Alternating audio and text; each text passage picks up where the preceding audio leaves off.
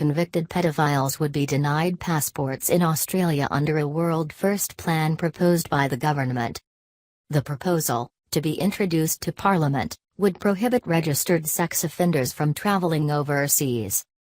Justice Minister Michael Keenan said it would affect about 20,000 offenders who had completed punishments but remained under monitoring by authorities.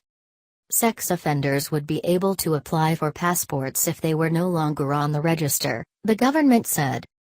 No country has ever taken such decisive and strong action to stop its citizens from going overseas, often to vulnerable countries, to abuse kids, Mr. Keenan said.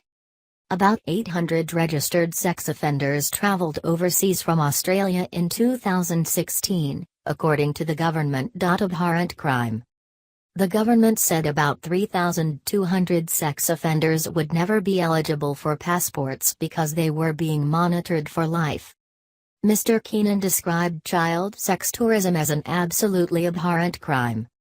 The proposal was reached with Independent Senator Darren Hinch, longtime campaigner for tougher laws to deal with sex offenders. Mr. Hinch said the proposal would protect children.